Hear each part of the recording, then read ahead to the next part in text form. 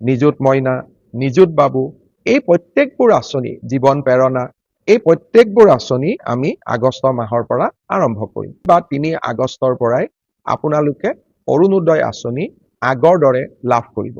আগষ্ট মাহৰ পৰা অৰুণোদয় আপোনালোকে মাহেকীয়া নিয়মিতভাৱে পাই থাকিব আৰু আপোনালোকে অলপো চিন্তা কৰিব নালাগে। সেই ধৰণে বিনাম আমি যিটো কম দামত চেনি বা দাইল দি আছিলোঁ, সেই আঁচনিখনো আমি আগষ্ট মাহৰ পৰাই আৰম্ভ কৰিম। অৱশ্যে আমি ইয়াক অকণমান নতুন ৰূপত লৈ আহিম, সেই বিষয়ে আমাৰ পূৰ্ণাংগ বাজেটত আপোনালোকে শুনিবলৈ পাব। নিযুত মইনা, নিযুত বাবু এই প্ৰত্যেকবোৰ আঁচনি, জীৱন প্ৰেৰণা এই প্ৰত্যেকবোৰ আঁচনি আমি আগষ্ট মাহৰ পৰা আৰম্ভ কৰিম। বহুতে মোৰ ফেচবুকত প্ৰশ্ন সোধে, মামা জীৱন প্ৰেৰণা কেতিয়া পাম, নিযুত মইনা কেতিয়া পাম? আমি গোটেইবোৰ আঁচনি আগষ্ট মাহৰ পৰা আপোনালোকক দিয়া ব্যৱস্থা কৰিম আৰু তাৰ পিছত সমগ্ৰ সময়ছোৱাত আপোনালোকে এই আঁচনি নিৰবিচ্ছিন্নভাৱে পাই থাকিব। এই আঁচনিসমূহ চলি থকাৰ লগতে আমি এই মাহৰ ভিতৰতে অৰ্থাৎ জুলাই মাহৰ ভিতৰতে আৰম্ভ হ'ব। মই প্ৰতিশ্ৰুতি দিছিলোঁ যে আমাৰ ৰাজ্যৰ যুৱক যুৱতীক আমি 2 লাখ চৰকাৰী চাকৰিৰ সুবিধা দিম। যোৱাবাৰ আমি 1 লাখ চাকৰিৰ সুবিধা দিয়াৰ কথা কৈছিলোঁ। 1,60,000 যুৱক যুৱতীক আমি চৰকাৰী চাকৰি দিব পাৰিলোঁ। এইবাৰো আমি 2 লাখ ল'ৰা ছোৱালীক কেনেকৈ চাকৰি দিব পাৰোঁ, কোন বিভাগত কিমান পদ খালী আছে, পদোন্নতিৰ জৰিয়তে নতুনকৈ কিমান পদ সৃষ্টি কৰিব পাৰি, নতুনকৈ কেনেকৈ বেটেলিয়ন আদি নিৰ্মাণ কৰিব পাৰি, এই কথাবোৰো ইতিমধ্যে আমি আলোচনা আৰম্ভ কৰি দিছোঁ। অৰ্থাৎ নিৰ্বাচনৰ সময়ত দিয়া প্ৰতিশ্ৰুতিবোৰ কেৱল মাত্ৰ নিৰ্বাচনী প্ৰতিশ্ৰুতি নহয়, ই আমাৰ উন্নয়নৰ মন্ত্ৰ, অসমক বিকাশৰ পথলৈ আগুৱাই লৈ যোৱাৰ এক আমাৰ বাবে পবিত্ৰ দায়িত্ব আৰু কৰ্তব্য। তাক আমি সদায় স্বীকাৰ কৰোঁ আৰু অসমৰ ৰাইজৰ বাবে আমি এনেকৈয়ে নিৰলস আমি কাম কৰি গৈ থাকিম। অসমৰ সংস্কৃতি, অসমৰ পৰিচয়খন পূৰ্ণাংগ বাজেট দিব পৰা যায়। সেইবাবে নিৰ্বাচনৰ সময়ত মাত্ৰ 4 মাহৰ বাবে দৰমহাকে ধৰি প্ৰয়োজনীয় খৰচখিনি কৰাৰ বাবে আমি ভোট অন একাউণ্টছ বাজেট গ্ৰহণ কৰোঁ। নিৰ্বাচিত চৰকাৰে আহিয়েই এখন পূৰ্ণাংগ বাজেট দাখিল কৰে। অহা 6 জুলাইৰ পৰা অসমত বিধানসভাৰ অধিৱেশন আৰম্ভ হ'ব আৰু পূৰ্ণাংগ বাজেট আমি জুলাই মাহত গ্ৰহণ কৰিব পাৰিম। আমাৰ আই মাতৃসকলে বিভিন্ন উন্নয়নমূলক আঁচনিৰ লগত যোৱা মাহটোত নিজকে জড়িত কৰিব পৰা নাই, কাৰণ আমাৰ ভোট অন একাউণ্টছ বাজেটৰ বাবেই আমি এনেধৰণৰ উন্নয়নমূলক কাম কাজসমূহ কৰিব পৰা নাই। মই ইতিমধ্যে সংবাদ মাধ্যমত কৈছোঁ, কিন্তু আজি মই আপোনালোকক আকৌ এবাৰ ক'ব খুজিছোঁ যে আগষ্ট মাহৰ প্ৰথম সপ্তাহৰ পৰাই মই চেষ্টা কৰিম 2 বা 3 আগষ্টৰ পৰাই আপোনালোকে অৰুণোদয় আঁচনি আগৰ দৰে লাভ কৰিব। আগষ্ট মাহৰ পৰা অৰুণোদয় আপোনালোকে মাহেকীয়া নিয়মিতভাৱে পাই থাকিব আৰু আপোনালোকে অলপো চিন্তা কৰিব নালাগে। সেই ধৰণে বিনাম আমি যিটো কম দামত চেনি বা দাইল দি আছিলোঁ, সেই আঁচনিখনো আমি আগষ্ট মাহৰ পৰাই আৰম্ভ কৰিম। অৱশ্যে আমি ইয়াক অকণমান নতুন ৰূপত লৈ আহিম, সেই বিষয়ে আমাৰ পূৰ্ণাংগ বাজেটত আপোনালোকে শুনিবলৈ পাব। নিযুত মইনা, নিযুত বাবু এই প্ৰত্যেকবোৰ আঁচনি, জীৱন প্ৰেৰণা এই প্ৰত্যেকবোৰ আঁচনি আমি আগষ্ট মাহৰ পৰা আৰম্ভ কৰিম। এটা ডাঙৰ আঁচনি হাতত লৈছিলোঁ, সেয়া হ'ল শিলিগুৰিৰ পৰা শিলচৰ এটা নতুন এক্সপ্ৰেছ হাইৱে। ইয়াৰে প্ৰথম পৰ্যায় শিলচৰৰ পৰা বৰাপানীলৈ প্ৰায় 25,000 কোটি টকাৰ এখন বিশাল আঁচনি। ই ইতিমধ্যে প্ৰধানমন্ত্ৰী নৰেন্দ্ৰ মোদী ডাঙৰীয়াই শিলচৰত আধাৰশিলা কৰিছিল। এতিয়া ছেকেণ্ড ফেজত এই আঁচনিখন বৰাপানীৰ পৰা গুৱাহাটীলৈ অনুমোদন হ'ব। তৃতীয় পৰ্যায়ত গুৱাহাটীৰ পৰা শ্ৰীৰামপুৰলৈ আৰু চতুৰ্থ পৰ্যায়ত শ্ৰীৰামপুৰৰ পৰা শিলিগুৰিলৈ ইয়াক কানেক্ট কৰা হ'ব। এই আঁচনিখনো আমাৰ 5 বছৰীয়া কাৰ্যকালৰ ভিতৰতে আমি শেষ কৰিম।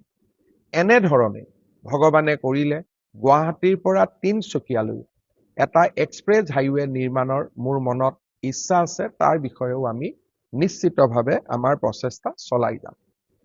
ডিব্ৰুগড়ক ৰাজ্যৰ দ্বিতীয়খন ৰাজধানী ঘোষণা কৰা হৈছিল।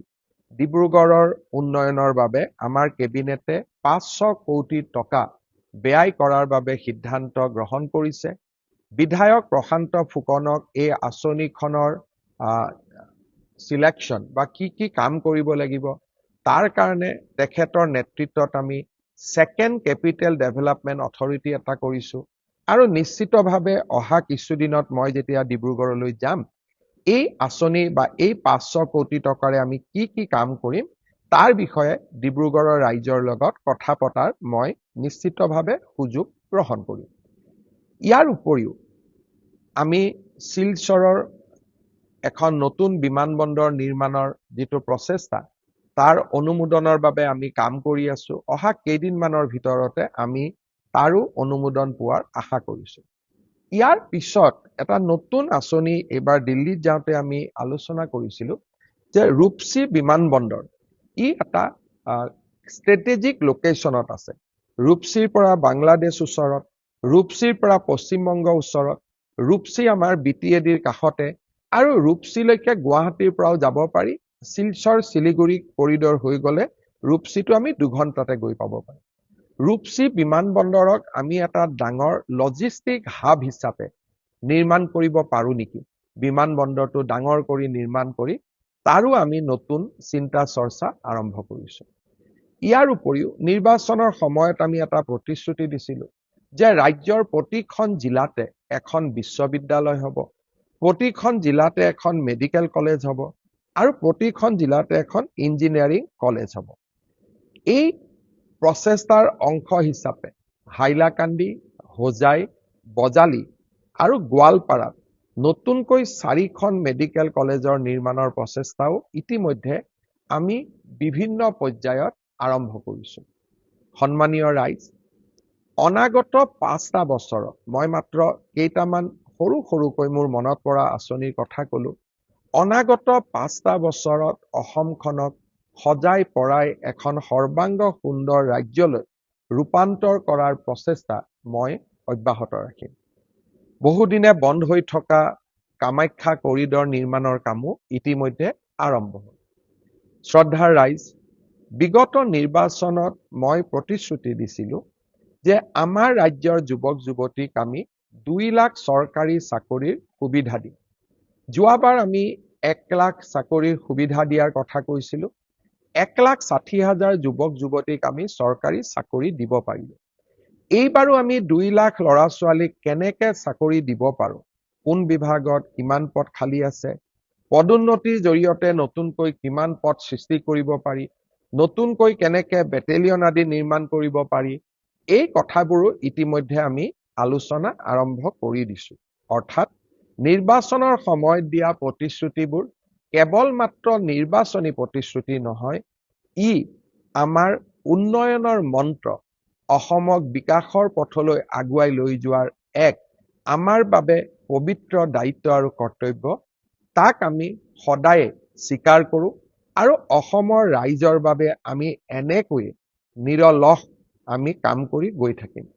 অসমৰ সংস্কৃতি, অসমৰ পৰিচয়, এই গোটেইবোৰ আমাৰ বাবে ৰাজনৈতিক শ্লোগান নহয়।